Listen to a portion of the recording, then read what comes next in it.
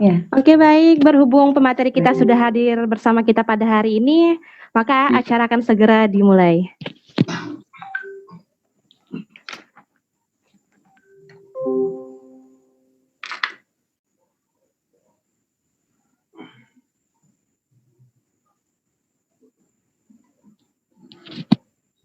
Assalamualaikum warahmatullahi wabarakatuh dan salam sejahtera buat kita semua.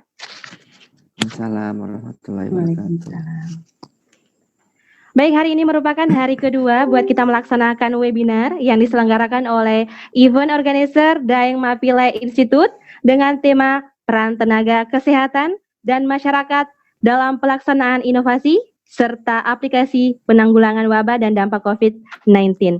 Baik, saya ingin menyapa dulu buat seluruh peserta yang sudah hadir pada pagi hari ini di webinar pada pagi hari ini, dan saya ucapkan selamat datang juga buat pemateri kita. Sudah bergabung bersama kita pada pagi hari ini ada Ibu Profesor Dr. Sri Sumarmi SKM MSc, ada Bapak Nars Ferry Lutfi SKEP, dan ada Bapak Nars Haji Adirendra SKEP MKEP. Baik, puji syukur kita panjatkan atas kehadirat Allah Subhanahu wa taala karena berkat rahmat dan hidayahnya sehingga pada pagi hari ini kita masih diberi kesehatan dan kesempatan untuk hadir bersama-sama mengikuti acara webinar pada pagi hari ini. Salawat dan salam tak lupa kita kirimkan kepada junjungan Nabi besar kita Muhammad SAW, Nabi yang telah membawa kita dari alam yang gelap gulita menuju alam yang terang benderang. Baik, langsung saja saya buka acara ini. Marilah kita bersama-sama membaca basmalah. Bismillahirrahmanirrahim. Untuk mengefisien waktu, saya persilahkan kepada moderator kita yang sudah hadir juga bersama kita pada hari ini untuk memantau berjalannya acara pada hari ini. Saya persilakan kepada Bapak Reza Farepi SKM MKes. Saya persilakan dengan hormat.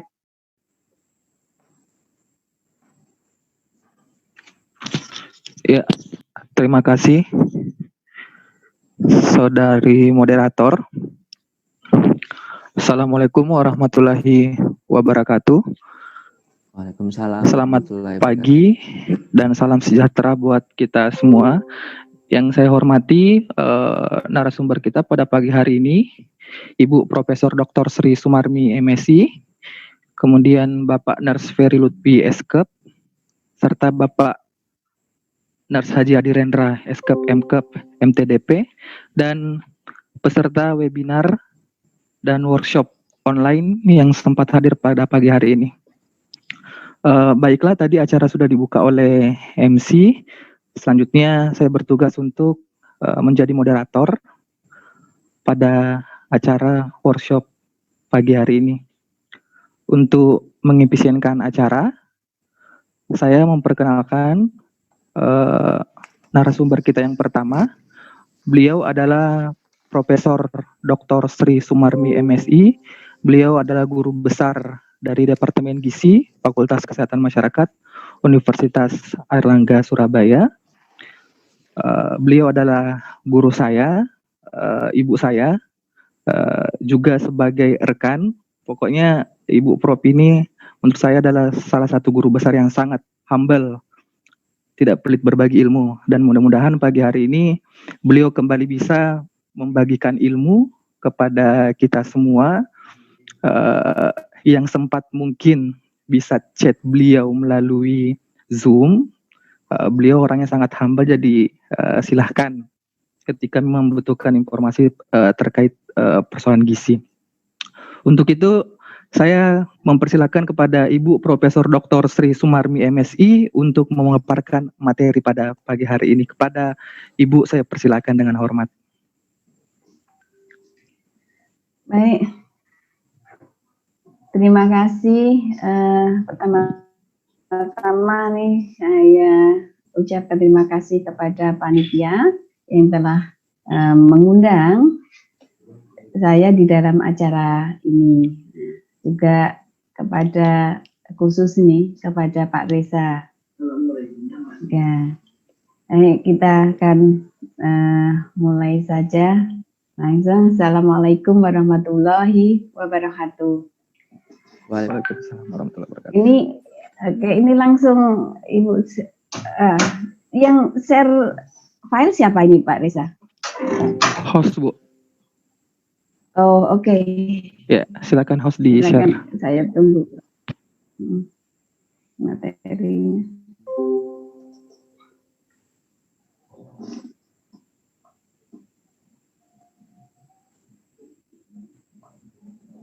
Ya, pada pagi hari ini topik yang akan saya sampaikan adalah gizi dan imunitas tubuh pada masa pandemi COVID-19. Nah, kalau kita melihat perkembangan kasus atau penyebaran dari penyakit ini luar biasa. Ya, kita di awal-awal dulu, ketika awal pandemi pada bulan Maret, suasana di negeri kita sangat menegangkan. Ya. Kemudian segala upaya yang sudah dilakukan oleh pemerintah kita melalui mensosialisasikan program dengan mengenalkan istilah-istilah baru bagi kita seperti social distancing, physical distancing. Kemudian mulai lagi dengan kampanye kebersihan diri. Cuci tangan itu sebenarnya kan sudah menjadi satu materi orang public health, orang kesehatan masyarakat itu sudah lama adalah cuci tangan sebelum makan. Tetapi pada masa pandemi ini, rupanya ini yang menjadi satu pelembagaan secara baik institusional maupun secara personal itu menjadi untuk mengubah kebiasaan hidup kita menuju kepada kehidupan kebiasaan hidup sehat. Itu adalah hikmah yang kita dapatkan dari pandemi ini. Nah, sekarang satu hal lagi, kalau penyebaran ini hingga saat ini ternyata kasus, saya tidak akan bicara soal prevalensi maupun bagaimana tingkat penyebarannya yang saat ini ternyata belum bisa dikendalikan. Bahkan sekarang di Surabaya ini saya betul-betul dari peraturan rektor di Universitas Airlangga itu sudah menutup kampus kembali sejak yang dulu PSBB, kan di Jawa Timur itu PSBB-nya itu berkali-kali, tapi kasusnya sampai saat ini juga belum reda juga, bahkan semakin. Dan dulu kita masih mendengar itu ada di berita, di dalam TV atau koran maupun media sosial, itu orang yang tidak kenal yang meninggal. Kemudian lama-lama adalah orang yang kita tahu. Oh ya, saya tahu itu. Kemudian orang yang kita kenal, kita dengar berita itu. Setelah itu adalah orang yang sangat dekat dengan kita, berita meninggal. Itu sungguh luar biasa, memberikan satu dampak secara psikologis bagi kita. Satu hal lagi yang belum kita singgung adalah bagaimana meningkatkan imunitas kita sebagai pertahanan terakhir. Pertahanan terakhir kita itu ada di imunitas. Kalau untuk pencegahan supaya virus tidak masuk, itu dengan social distancing, physical distancing, kemudian cuci tangan, itu adalah mencegah supaya virus tidak masuk ke dalam tubuh kita. Akan tetapi, kita tidak tahu dari mana datangnya virus itu akan masuk ke dalam tubuh kita. Ya, karena tadi saya mau kirim PPT, itu filenya besar karena gambar-gambar, sehingga saya kirim ke Pak Reza itu file PDF. Nah, sekarang ini saya bisa share untuk file PPT supaya lebih jelas. Ya, ini jelas ya. Saya slideshow dulu.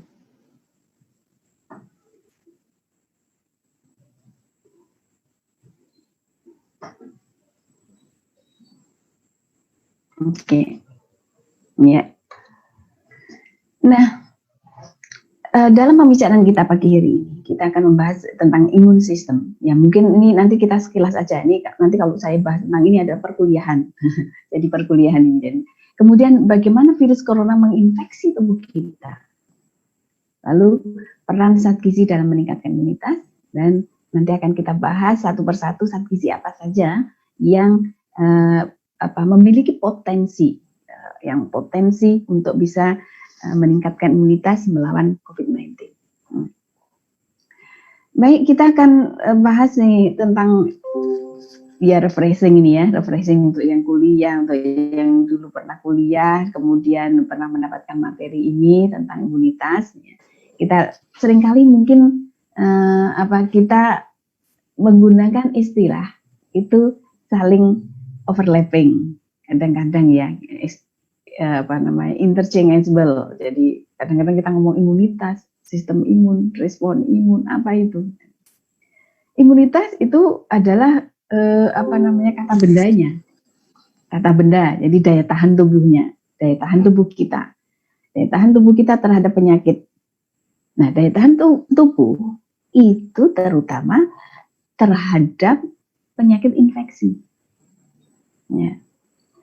Ada beberapa, kita bisa membedakan penyakit itu menjadi dua kan. Infectious disease atau yang kita kenal sebagai communicable disease. Jadi penyakit-penyakit yang bisa menular, dan non-communicable disease. Nah, sementara yang penyakit non-communicable disease ini nanti lebih banyak, bukan meskipun ada imun sistem, tapi nanti ini perlawanannya itu antara oksidan antioksidan. Nah, karena ini biasanya kan penyakit kanker, penyakit karena nutrition related disease atau penyakit-penyakit yang berkaitannya dengan gizi, sehingga itu lebih banyak kepada pola makan, ya, perbaikan mengubah kebiasaan makan menuju kepada kebiasaan makan menu seimbang, dan sebagainya.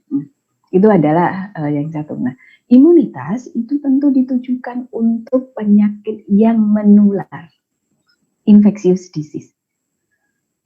Sedangkan sistem imun itu apa? Sistem imun merupakan sekumpulan sel, jadi itu sistemnya. Jadi sistem itu terdiri dari subsistem-subsistem. Nah, sehingga kalau ini sistem imun, maka ini adalah sekumpulan sel ataupun jaringan dan molekul yang memediasi daya tahan tubuh kita terhadap infeksi, atau yang berperan untuk mengaktifkan atau memproduksi zat-zat imun kita di dalam tubuh. Jadi ini adalah sekumpulan. Sedangkan respon imun, kadang-kadang kita ngomong respon imun, gizi dan respon imun, atau mungkin vitamin A dan respon imun. Nah, respon imun itu apa? Respon imun adalah berarti itu reaksinya. Reaksi yang terkoordinir dari suatu sel dan molekul terhadap mikroba ataupun benda asing yang masuk ke dalam tubuh kita, yang nantinya bisa menyebabkan infeksi. Ya, jadi benda asing lainnya yang menyebabkan penyakit yang non-infectious foreign substance bisa. Nah, kalau ini biasanya reaksi alergi, itu non-infectious. Tapi itu semua juga melibatkan respon imun kita. Jadi tubuh kita bereaksi. Senyawa asing bisa berupa makromolekul, protein, polisakarida, ya, jadi bisa karbohidrat, ya. Senyawa-senyawa besar itu bisa menjadi satu benda asing dalam tubuh kita. Kemudian senyawa kimia yang kemudian dikenali oleh tubuh kita, ya, itu sebagai benda asing. Nah, virus corona ini atau bakteri, ya, kita bahas sekarang fokusnya ke virus. Virus ini adalah satu protein. Satu protein bisa menjadi benda asing bagi tubuh kita. Nah, ini virus corona ini. Virus corona itu juga kita kenal sebagai SARS-CoV. SARS singkatan dari Severe Acute Respiratory Syndrome. Jadi severe berarti parah ini ya. Acute respiratory syndrome. Jadi ini sindroma respiratory, sindroma pernafasan akut yang parah. Artinya ketika virus ini nanti menginfeksi, dia akan bisa menimbulkan suatu gejala yang parah. Sindrom itu adalah satu kumpulan gejala yang sangat parah, severe. Nah, virus ini memang nanti kita akan bahas tentang virusnya sedikit ya sebelum kita masuk ke bagaimana tubuh kita melawan virus corona ini. Imun kita bisa dibagi menjadi dua, yaitu innate immunity dan yang kedua adalah adaptive immunity. Innate immunity sering pula kita sebut sebagai natural atau native immunity. Mungkin Anda kalau membaca buku literatur lain mungkin juga menemukan non-specific immune system atau early line of defense against microbes. Jadi ini sebenarnya adalah pertahanan pertama. Jadi early line, jadi pertahanan pertama melawan bakteri ataupun mikroba yang lain yang masuk ke dalam tubuh kita. Kemudian yang kedua adalah adaptive, adaptive immunity disebut juga sebagai specific immune system. Nah ini adalah respon imun sesudahnya. Kalau adaptif imun sistem kita itu sudah jebol, maka bakteri ataupun virus masuk ke dalam tubuh kita. Nah, ini kemudian akan dilawan oleh adaptif imun sistem kita. Artinya sistem kekebalan tubuh kita itu sebenarnya berlapis. Bagian depan, begitu ini sudah jebol, masuk ke dalam sirkulasi darah. Nah di dalam sirkulasi itu ada yang melawan, yaitu imunoglobulin. Setelah itu, ini tidak bisa, kalau imunoglobulin kita tidak sanggup lagi menahan itu, kemudian sistem sirkulasi sudah tidak bisa menahan, lalu dia masuk ke dalam sel. Virus atau bakteri bisa masuk ke dalam sel. Nah, di dalam sel ini ada namanya cellular immunity. Nah, ada beberapa, nanti kita jelaskan beberapa zat gizi di mana berperannya sebagai adaptif ya, di bagian depan, bagian tengah yaitu di sirkulasi, kemudian di bagian belakang cellular immunity apa saja nanti zat gizi yang berperan di situ. Nah, kalau sudah di cellular immunity ini kita sudah tidak sanggup, maka ya kita sudah pertahanan tubuh kita sudah jebol, maka kita terinfeksi parah. Nah, ini virus corona ini bisa menyebabkan satu gejala yang parah tadi. Jadi kedua sistem imun kita baik innate maupun adaptif sama-sama menjadi satu komponen sistem itu yang mulai dari tadi humoral itu ada di sirkulasi yaitu imunoglobulin ya, kemudian intraseluler atau imun seluler itu yang berada di dalam sel pertahanan terakhir. Sistem imun seluler itu akan melibatkan sel limfosit yang kita sebut sebagai T limfosit. Sedangkan yang humoral itu menghasilkan imunoglobulin, ya, mulai dari imunoglobulin A, imunoglobulin E, ya, kemudian imunoglobulin G, imunoglobulin M. Ya, itu dihasilkan oleh sel beta, sel B limfosit ini.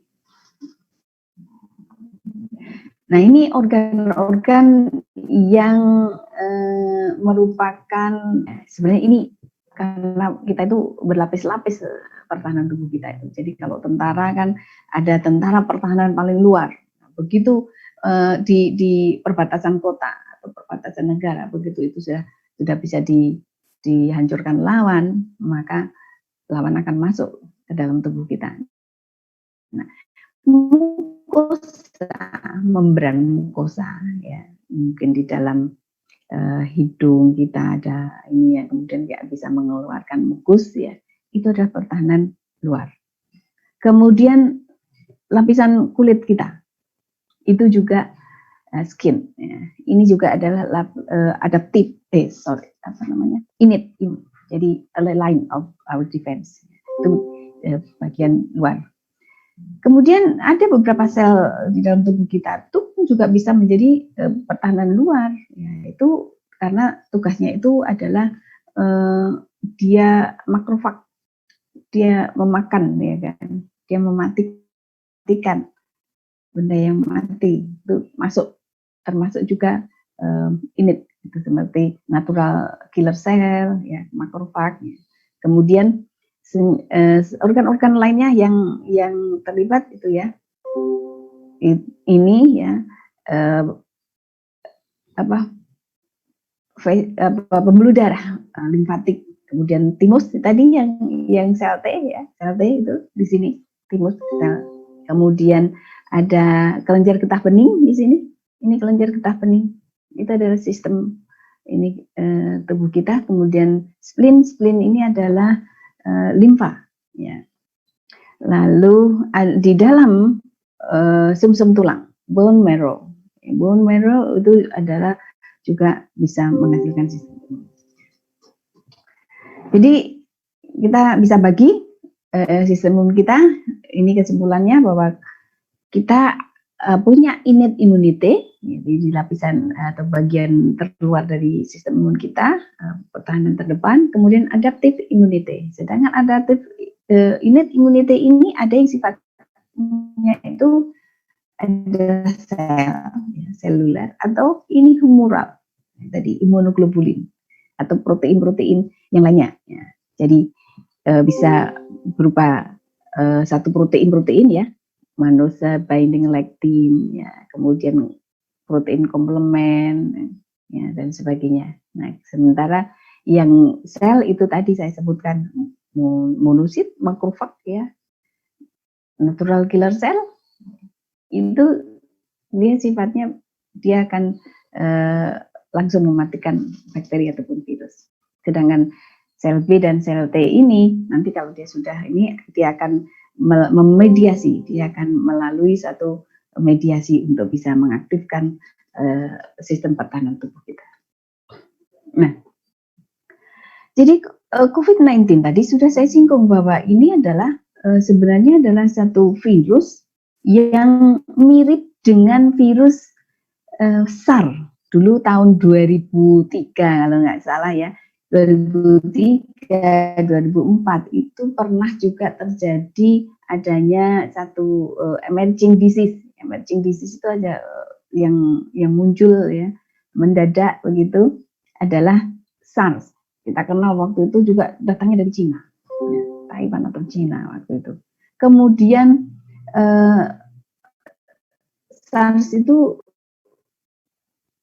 tidak ya sempat menyebar ke berbagai negara, tapi tidak seheboh COVID ini. Kemudian juga ada MERS, ya, Middle East. Jadi semuanya juga saluran pernafasan. Middle East dulu tahun berapa itu di Arab ya, di Arab Saudi ya, di Jazirah Arab sana. Nah, tapi juga tidak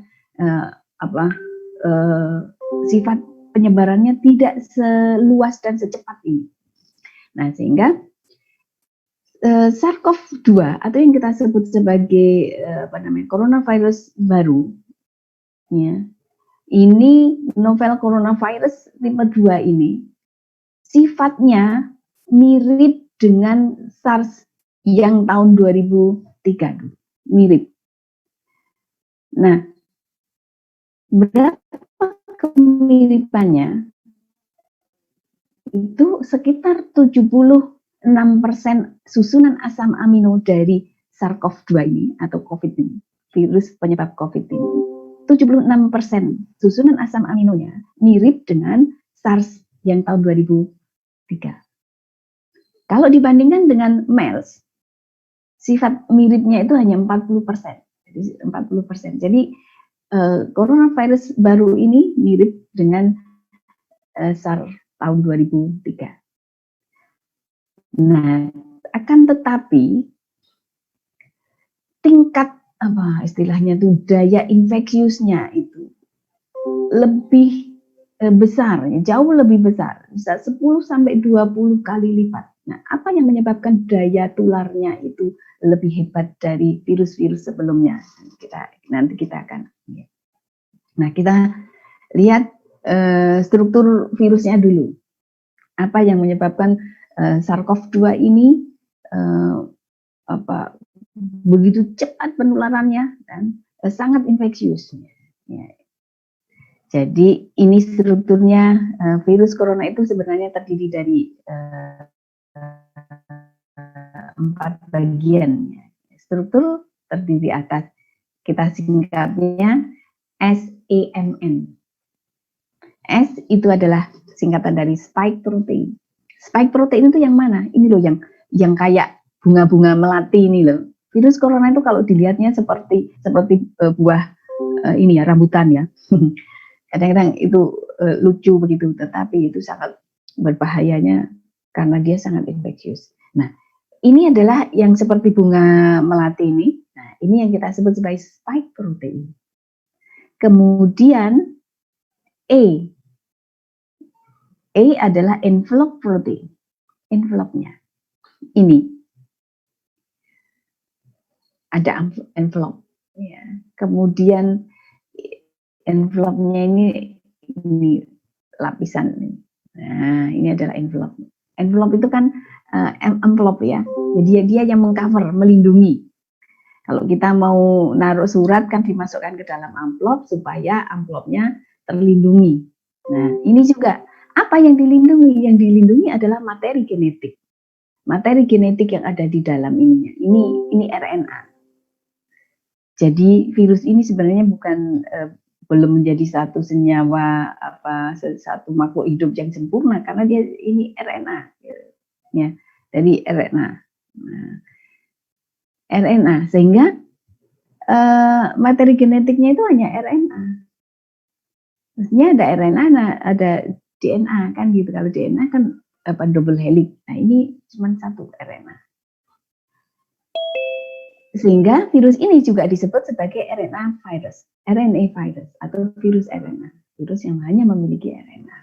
Nah, kemudian itu yang kita sebut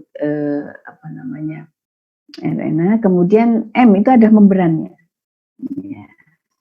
Membran virusnya itu yang meliputi. Lalu N itu adalah nukleokapsid. Nah, nukleokapsid itu adalah yang melindungi RNA di dalamnya, nukleokapsid. Jadi material genetiknya ada di sini. Ya. Material genetiknya itu adalah berupa RNA. Bagaimana SARS-CoV-2 atau virus corona tipe 2 atau novel coronavirus ini menginfeksi manusia? Jadi kalau sebelum kita itu ngomong soal gizi, bagaimana meningkatkan imunitas tubuh, kita harus mempelajari dulu perilakunya virus corona itu seperti apa, sehingga sistem imun kita itu bekerja seperti apa. Nah, tentu dia akan bekerja melawan sistem kerja dari virusnya itu sendiri, sehingga kita harus pelajari dulu bagaimana perilaku musuh kita ini. Begitu juga kalau tentara mau melawan musuh, tentu kita harus mempelajari bagaimana perilaku, bagaimana kekuatan musuh kita. Nah, kita akan pelajari virus corona ini dulu. Nah, virus menginfeksi itu bisa menginfeksi itu jika berhasil masuk ke dalam sel makhluk hidup itu sebagai inang atau host, manusia sebagai host. Nah, dulu kita mendengar berita bahwa coronavirus ini ditularkan dari kelelawar, ya kan? Setelah kelelawar, lalu ada jenis yang lain, terenggiling juga.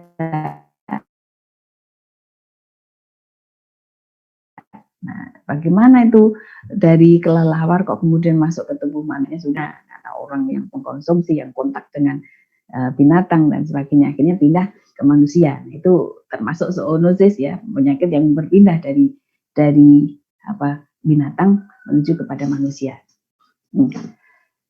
Nah, masuknya virus corona ini dengan mekanismenya endositosis. Ya, apa itu endositosis? Yaitu virus ditangkap oleh suatu reseptor yang terdapat di dalam permukaan sel. Tangkap, kemudian dia akan dibawa masuk oleh reseptor tersebut. Jadi kita membayangkan sel di dalam tubuh kita ini, dia punya alat penangkapnya. Boleh kita sebut sebagai mata kail kita. Itu ada reseptor-reseptor yang khusus bisa menangkap satu senyawa, sehingga dia bisa masuk ke dalam sel, sehingga bisa dimasukkan ke dalam sel. Misalnya ada reseptor yang khusus bisa menangkap insulin. Ya. Ada yang reseptor ini adalah suatu jenis protein, yaitu jenis protein yang berada di permukaan sel. Dia bisa menangkap senyawa zat gizi, sehingga zat gizi tersebut bisa masuk ke dalam sel sehingga bisa bermanfaat, ya, bisa digunakan untuk fungsional dan sebagainya. Begitu juga virus ini, karena virus ini adalah suatu jenis protein, maka ada reseptor khusus yang coronavirus tipe 2 ini. Maka kemudian coronavirusnya itu akan dibawa masuk ke dalam sel. Begitu sudah masuk ke dalam sel, dia akan beraksi, virusnya itu akan beraksi memperbanyak diri dan sebagainya. Nah, jadi ini mekanismenya endositosis. Nah, spike protein yang tadi yang kayak bunga-bunga melati tadi ya, kayak bunga kuncup begitu, atau ice protein ini bertugas memfasilitasi masuknya virus corona itu ke dalam sel target. Sel targetnya dari virus ini apa? Paru. Ya. Terutama itu adalah paru, sistem pernafasan. Terutama itu sudah masuk ke dalam paru ya. Ya. Ada masuk ke sel-sel di dalam paru kita. Ya. Kemudian dia akan replikasi atau memperbanyak diri dengan cepat, maka ini yang menyebabkan pernafasan kita menjadi sulit ya, gangguan pernafasan ya. Reseptor yang menangkap spike protein itu yang kita sebut sebagai ACE tipe 2, angiotensin converting enzyme. Nah, itu adalah reseptornya. Kita lihat gambarnya. Jadi ini coronavirus yang menyebabkan penyakit COVID. Nah, ini spike proteinnya kita lihat, kita perbesar ya. Spike proteinnya ada di sini. Nah, ketika kita itu sudah terkontaminasi, tubuh kita terkontaminasi virus, kemudian masuk ya, karena entah itu melalui tangan, entah melalui droplet yang langsung kena di permukaan hidung kita lalu terhirup masuk, maka masuknya itu dia harus melalui media cairan ya, harus media cair. Makanya kan kita ada droplet ini ya, makanya bisa melalui mulut, melalui hidung, melalui mata. Ada 3 entry point virus corona ini masuk. Hidung, saluran pernafasan, ya kan ada di situ mukus-mukus itu bisa masuk. Kemudian mulut itu nanti masuk ke saluran pencernaan, dia akan mengganggu sistem pencernaan kita.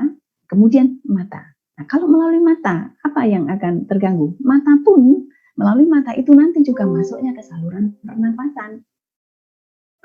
Kenapa? Karena ada kelenjar saluran mata ke nasofaringeal kita, ke saluran pernapasan, penghubung antara kelenjar atau mata menuju ke saluran pernapasan. Itu yang kita sebut sebagai saluran ductus lacrimatus. Jadi saluran mata air. Coba kalau Anda menangis. Kalau Anda menangis, itu pasti nanti lama-lama hidung Anda akan tersumbat.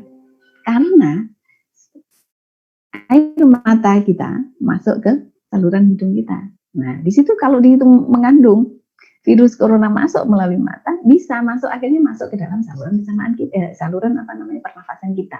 Nah, jadi ini ya daya ikat. Kenapa very infectious? Ya. Lebih tinggi daya infeksinya, daya penularannya dibandingkan virus-virus yang lain, karena rupanya daya ikat ACE2 terhadap spike protein dari virus corona tipe 2 ini 10 hingga 20 kali lipat dibandingkan daya ikat spike protein terhadap virus yang lama, SARS-CoV yang lama, mendengar SARS ya. Nah, ini yang menjadikan SARS-CoV-2 atau penyakit COVID-19 ini lebih mudah dan lebih cepat menularnya dan lebih parah, lebih parah manifestasi klinisnya. Jadi gejala klinis yang muncul, manifestasi klinisnya itu akan tergantung dari 3 hal. Inisial, ya, jumlah virus yang masuk tubuh kita pertama kali. Yang masuk berapa? Ya, jumlah virus yang masuk ini kan bisa dihitung ini melalui laboratorium, ini ahli virologi nanti yang akan bisa mendeteksi ini. Orang-orang di rumah sakit, kenapa korban dokter ya tenaga medis ini banyak ya, kita sangat prihatin itu. Para dokter sudah banyak, kemudian perawat yang langsung berhubungan, karena berarti paparan virusnya, jumlah virus yang datang, yang mengkontaminasi tubuhnya, itu pasti banyak di rumah sakit. Ya, jadi rumah sakit menjadi tempat penularan. Ya. Kemudian jumlah dan konfigurasi dari reseptor ACE. Kalau virusnya masuk, tetapi reseptornya itu sedikit, ya nggak akan bisa dibawa masuk ke dalam sel. Dia nggak bisa, infeksiusnya mungkin tidak parah. Ya. Kemudian dan mungkin belum menimbulkan gejala. Nah, oleh karena itu, kenapa ada OTG, orang tanpa gejala? Kok bisa orang terinfeksi kok tanpa gejala?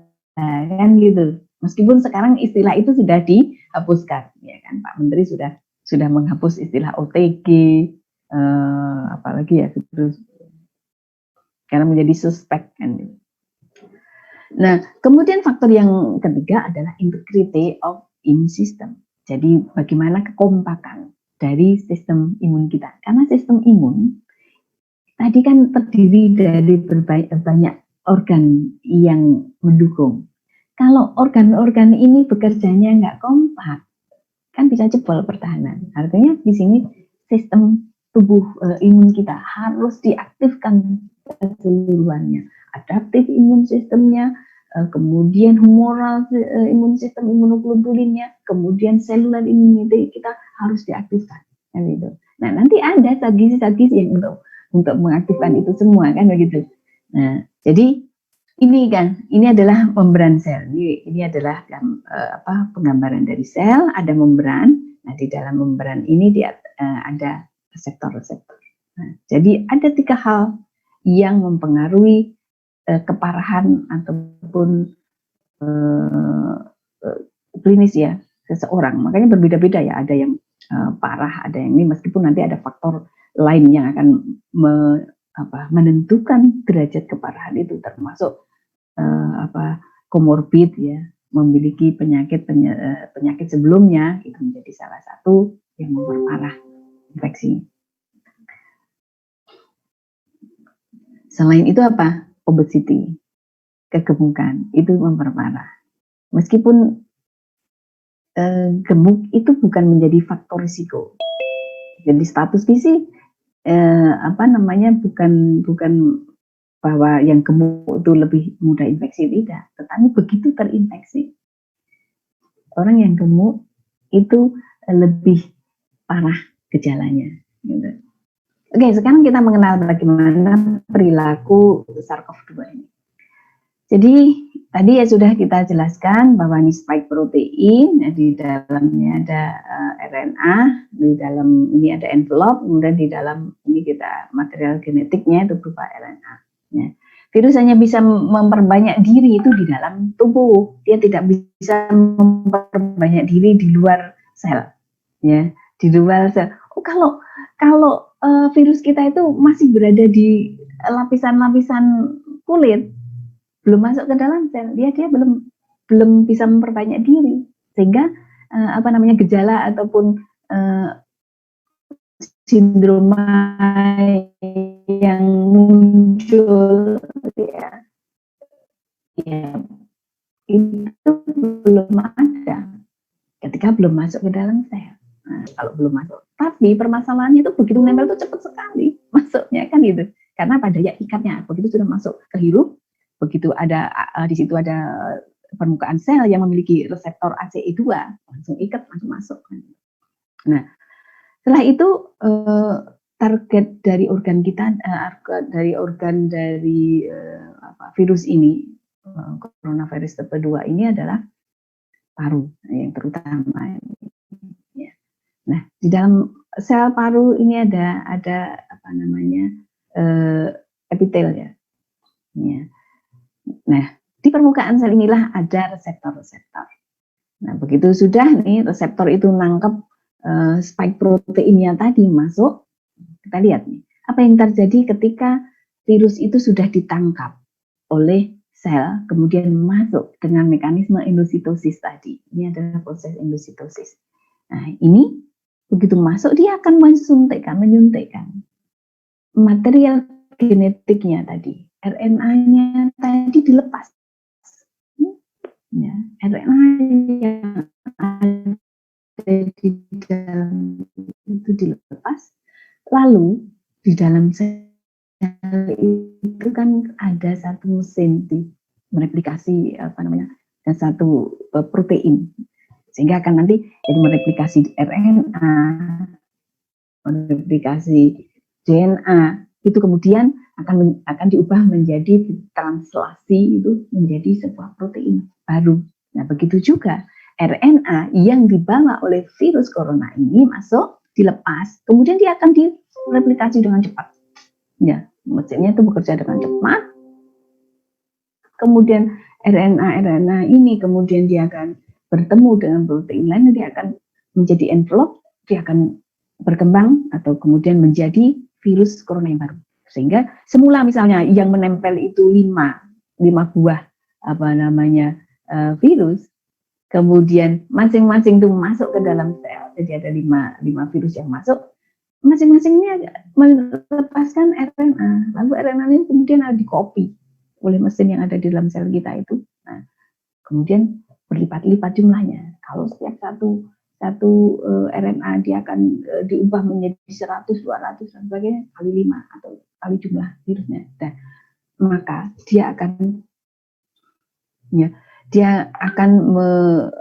punya banyak virus lagi. Ya.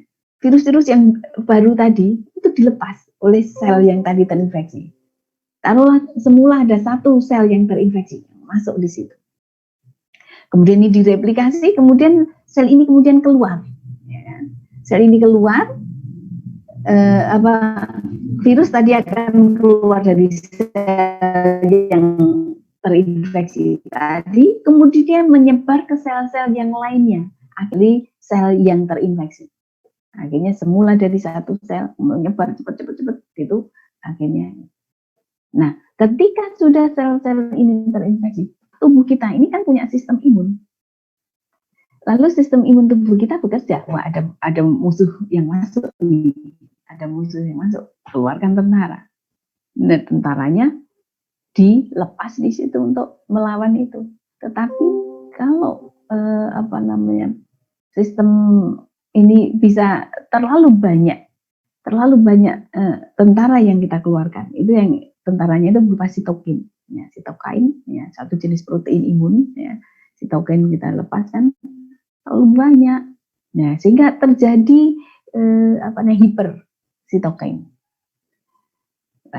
Hipersitokain, ya, terlalu banyak sitokain yang keluar ini.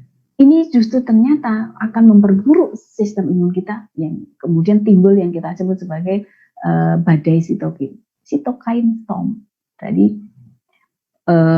orang-orang yang menderita COVID ini akan menghadapi, kalau penanganannya tidak tepat, ya itu akan menghadapi badai sitokin, ya sitokain storm, di mana over sel-sel imun kita itu justru berlebihan, nah, itu terjadi inflamasi yang berat.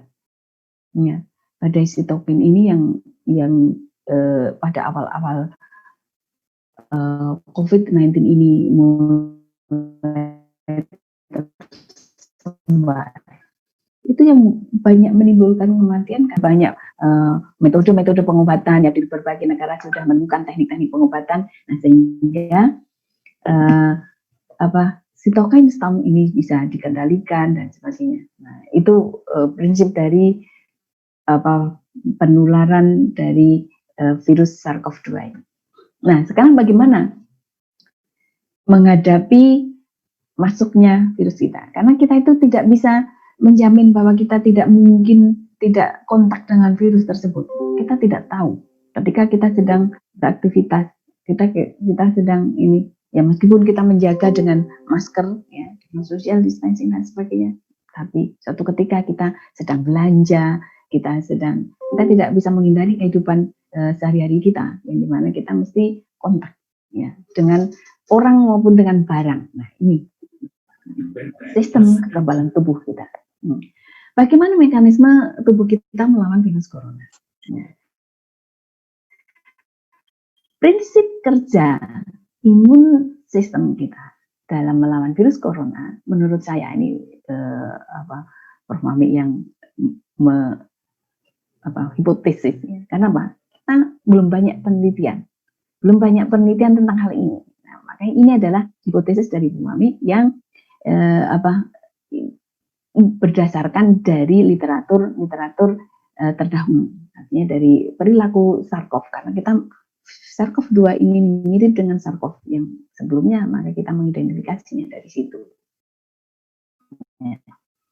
Yang pertama adalah menguatkan pertahanan tubuh terdepan. Jadi kalau pertahanan tubuh kita yang terdepan itu kita kuat, virus corona ini. Nah, tapi memang ini agak susah kalau virus corona, kayaknya di virus yang terdepan ini dia bisa menjebol depannya. Kemudian yang kedua ini yang bisa memungkinkan menstimulasi produksi imunoglobulin. Jadi antibodi kita ini harus ditingkatkan, ya, aktivitasnya, yaitu imunoglobulin M, imunoglobulin G.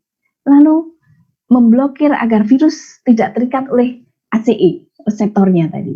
Ya, kalau sudah masuk, bagaimana caranya supaya ACE tadi tidak mengikat? Kalau sudah terikat, sudah masuk, dan sudah kita terinfeksi. Nah, sistem pengobatan salah satunya adalah memblokir ini, memblokir masuknya virus, ya, memblokir ikatan antara spike protein dengan ACE atau reseptor ini. Itu ada klorofil, salah satu obat yang mekanisme kerjanya adalah memblokir itu. Nah, sekarang dalam sistem imun kita atau zat gizi itu ada yang memiliki aktivitas yang mirip dengan obat itu. Tapi ini bukan obat, tapi ini adalah zat gizi. Makanya ini untuk mekanisme imun sistemnya. Lalu menurunkan intensitas badai sitokin. Jadi yang menimbulkan kematian sebagian besar adalah di sitokin storm-nya ini. Karena ketika sitokin storm ini yang terjadi ada lendir-lendir yang mudah diproduksi sangat banyak. Itu akibat dari sitokin storm tadi menutupi sel-sel paru para penderita.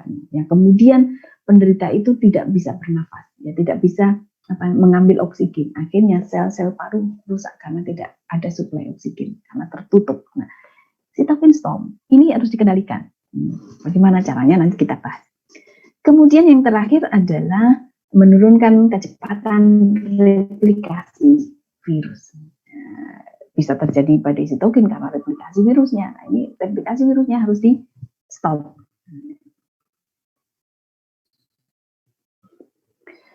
Nah, tetapi ini semua kita yang sangat important, sangat penting itu adalah menjaga berat badan.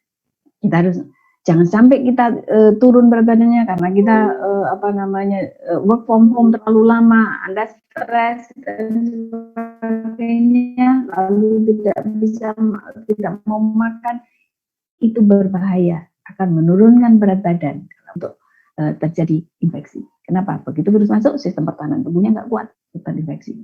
Kemudian jaga juga jangan sampai kegemukan. memang tadi Ibu sudah jelaskan bahwa gemuk itu bukan satu risk untuk terinfeksi, bukan. Semua orang, entah itu gemuk, entah kurus, entah itu tinggi, pendek dan sebagainya, semua berisiko kontaminasi. Nah, untuk itu pencegahannya memang adalah jangan sampai kontak.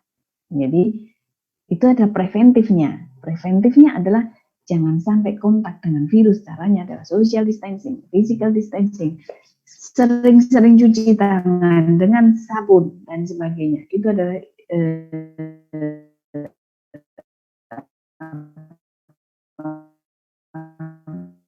preventifnya. Sekarang kalau sudah terlanjur, makanya preventif yang berikutnya namanya sistem imun. Nah, orang yang gemuk itu apabila terinfeksi, itu akan gejalanya akan lebih parah, gitu. Karena apa? Lemak tubuh kita itu menjadi satu faktor untuk pencetus inflamasi.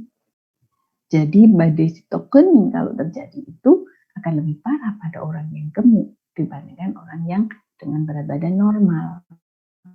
Ini yang mesti hati-hati. Ya. Nah, sekarang zat gizi apa yang berperan untuk meningkatkan sistem imun kita? Yang pertama adalah energi protein, itu tentu semuanya. Jadi kita konsumsi gizi seimbang adalah wajib. Nah, sekarang apa peran dari masing-masing zat gizi, itulah yang akan kita bahas. Energi protein. Selama masa pandemi, lebih baik konsumsi proteinnya yang ditingkatkan. Ya, tetapi konsumsi energi itu harus tetap sesuai kebutuhan, tetapi komposisinya proteinnya lebih tinggi, lemaknya diturunkan, karbohidrat diturunkan, lebih tinggi proteinnya, bisa sampai 75 sampai 100 gram. Saya kira kalau di Makassar Anda konsumsi 1 ekor ikan, nah itu sudah bisa memenuhi ini. Jadi saya tidak khawatir kalau untuk asupan protein di Makassar itu ikan, itu bagus. Dengan asam amino yang lengkap. Kalau di Jawa, bagaimana bisa meningkatkan imun sistem, meningkatkan asupan protein? Itu kita menggunakan telur. Telur itu karena asam aminonya lengkap, lebih mudah diperoleh. Sementara kalau ikan, itu bukan kebiasaan orang Jawa untuk makan ikan yang besar itu sekali makan. Kalau Anda di Makassar, Anda bisa mengkonsumsi ikan besar sekali makan. Dan itu sehingga kita, kalau di Jawa kita menggunakannya telur. 2 butir telur setiap hari. Itu anjurannya. Ya. Kemudian asam lemak tidak jenuh ganda. Polyunsaturated fatty acid. Nah, apa itu? Asam lemak omega 3. Itu sangat penting. Ya. Sehingga lebih orang Makassar akan lebih mudah memenuhi kebutuhan ini. Ya. Karena Anda makan ikan laut, ya itu pemenuhan kebutuhan asam lemak omega 3 dan proteinnya sudah terjamin.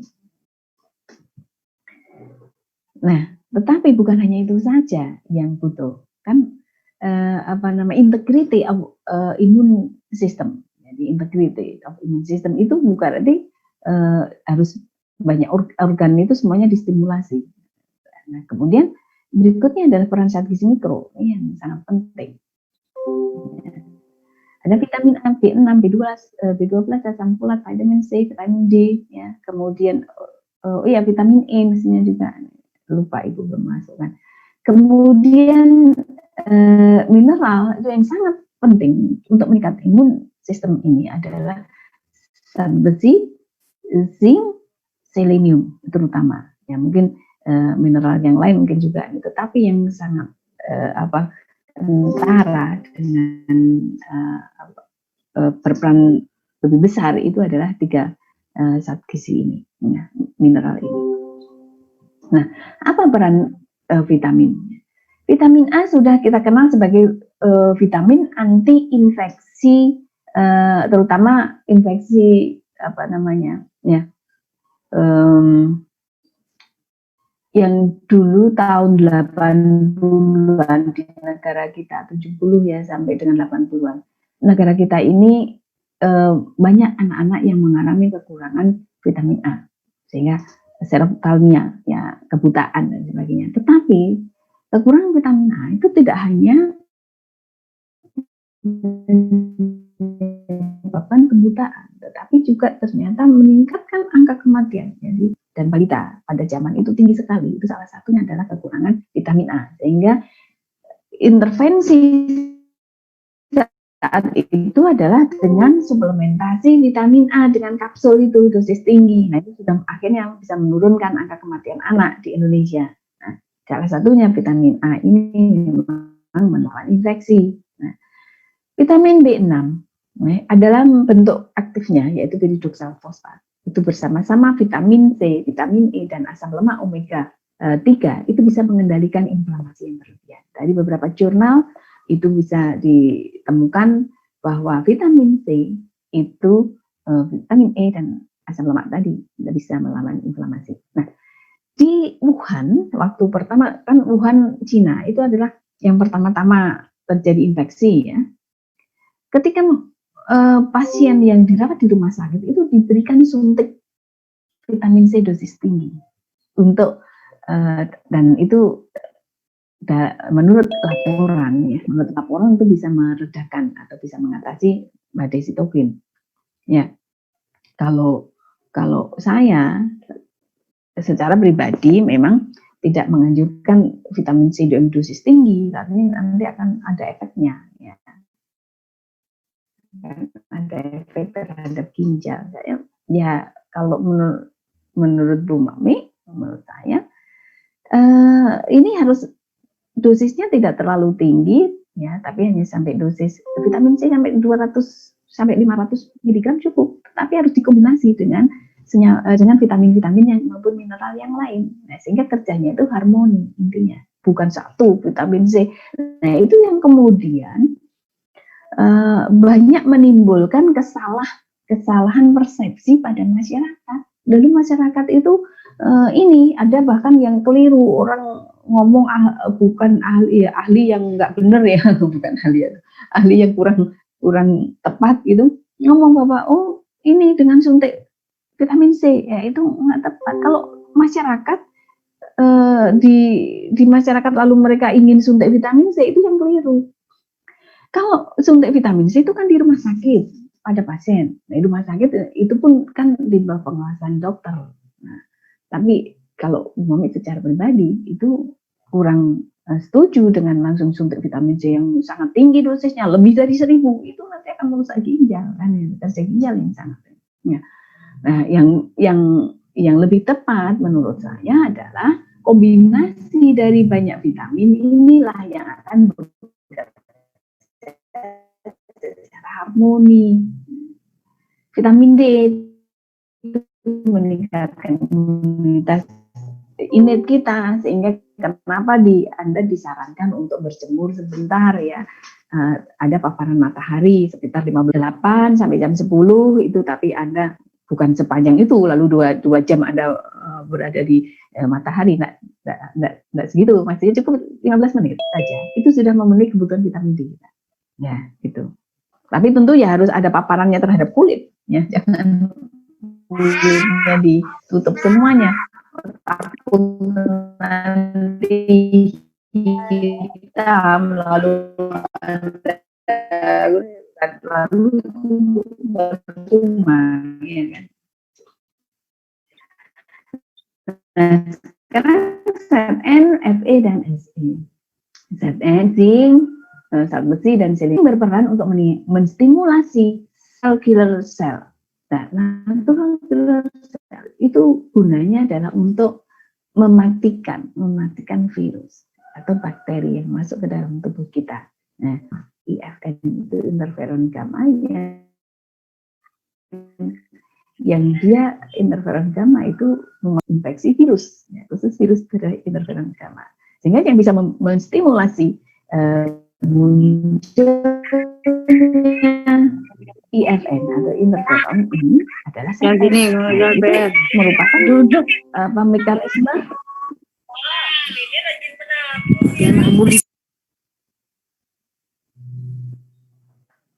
iya. Jadi itu mekanisme pertahanan tubuh seluler di dalam sel kita. Itu dengan tadi ya, kalau natural killer cell-nya itu adalah adaptive immune system, kemudian kalau begitu sudah dia menstimulasi interferon gamma, maka dia sudah mengeluarkan dari sel T itu akan mengeluarkan interferon gamma, maka ini sudah cellular immunity, sehingga ZN itu berperan adaptif ya, berperan untuk pertahanan tubuh terdepan dan pertahanan tubuh seluler, ZN. Kemudian apa perannya lagi? ZN berperan menghambat replikasi virus corona. Ya, kalau penelitian tentang SARS-CoV-2 memang belum ada, tetapi ini berdasar yang lama. Karena tadi saya bilang bahwa SARS-CoV-2 memiliki kemiripan ya, atau kemiripan asam amino 78 sampai 80%, maka kita bisa menekan ini, sehingga ZN itu punya potensi untuk menghambat replikasi virus SARS-CoV. Lalu selenium dan zat besi itu berperan untuk menghambat mutasi virus. Kita akan mendengar nih bahwa virus corona ini rupanya bermutasi terus. Oh, dikasih dengan ini nggak bisa, rupanya dia bermutasi terus, sehingga penanganannya itu kenapa agak sulit, ya lebih rumit itu karena dia cepat bermutasi. Salah satu yang bisa menghambat mutasinya itu adalah selenium, ya, dan Fe. Ya. Dengan demikian, kombinasi antara ZN, Se dan F itu bisa meningkatkan virulensinya, daya infeksiusnya, karena dia replikasinya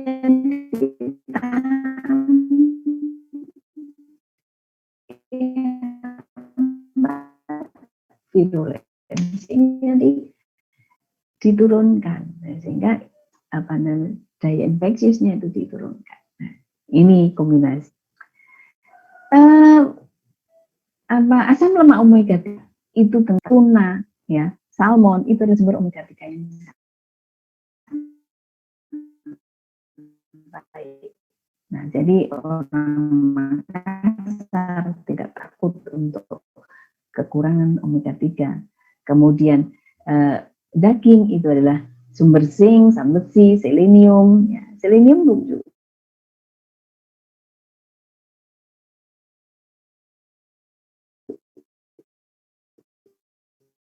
besi dan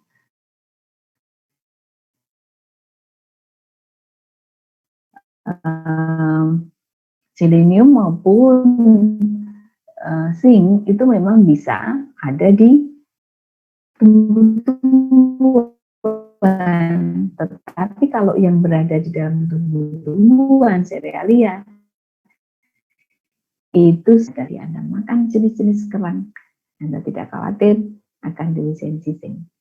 Itu segala macam vitamin tadi ada, semuanya ada di telur, ya, asam aminonya lengkap dan sebagainya. Jadi sumber protein, sumber vitamin B. Kemudian vitamin C itu the only source of vitamin C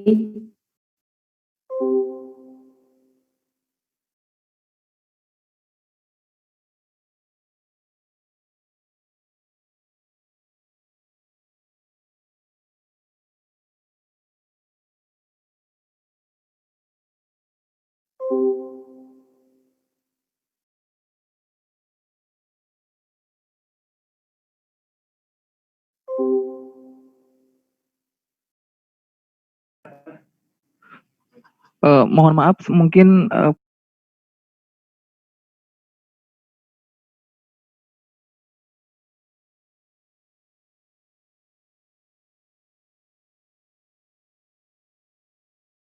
kami tunggu konfirmasi dari Ibu sejenak ya.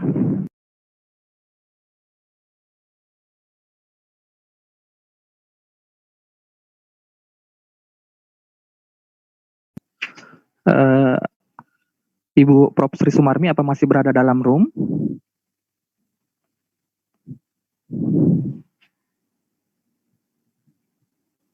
Ya, sudah. Ya, baik Ibu, Oke, silakan kita lanjutkan. Jadi saya lanjutkan untuk vitamin C itu khususnya vitamin C harus dari Jadi vitamin C sumber yang utama adalah fresh fruit, ya, fresh fruit. Kenapa saya tekankan fresh fruit? Vitamin C ini lebih mudah rusak oleh pemanasan. Anda memang benar, brokoli ataupun mungkin sayur-sayur lain itu mungkin juga kaya akan vitamin C, akan tetapi brokoli itu untuk dimasak, Anda harus Anda dikonsumsi itu Anda harus memasak, dipanaskan, ya. Vitamin C itu dari buah-buahan, ya, fresh food. Ada banyak macam buah-buahan yang menjadi sumber vitamin C. Oke, demikian. Terima kasih. Saya bisa sambung dengan diskusi. Waktu saya kembalikan kepada moderator. Terima kasih. Ya, terima kasih banyak Ibu atas pemaparannya pada hari ini. Mungkin untuk tim diskusinya Ibu, kalau misalnya mungkin Ibu Prof masih punya sedikit waktu, kita sejenak memberikan kesempatan kepada pemateri kedua supaya bisa dipanel. Tetapi jika Ibu tidak memiliki banyak waktu, kita bisa langsung sharing sekarang Bu, bagaimana?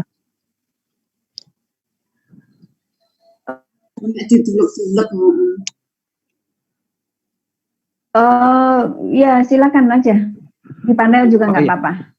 Ya, terima kasih Bu.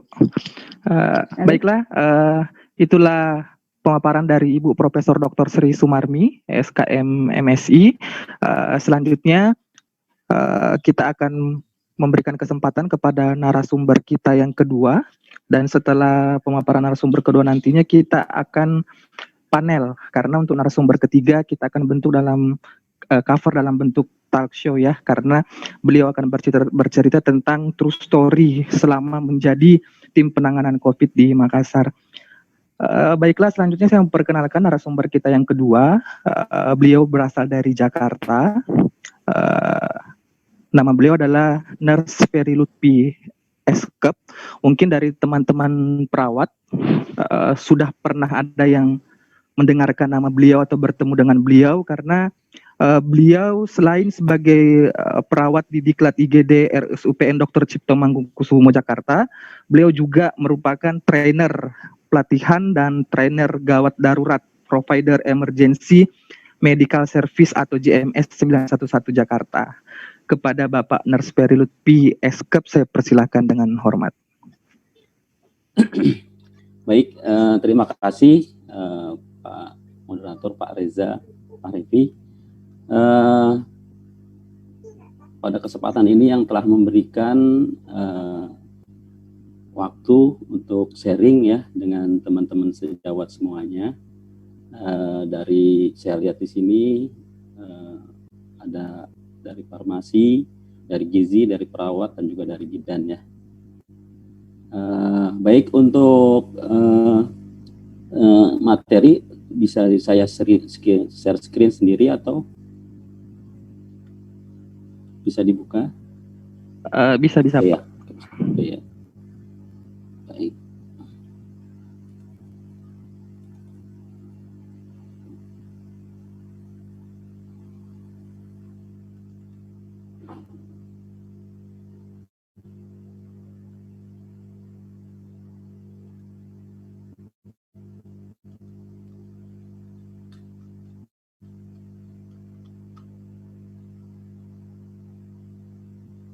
Bisa sudah terlihat Pak Reza?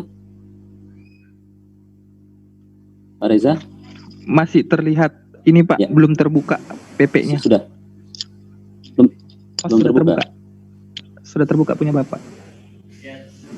Maksudnya sudah terbuka di layar? Belum Pak, masih di dalam bentuk file, dia belum dalam PowerPoint-nya.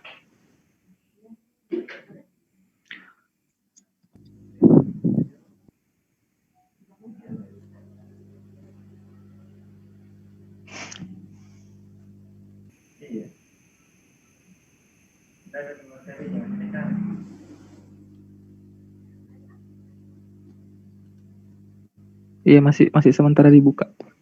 Oke.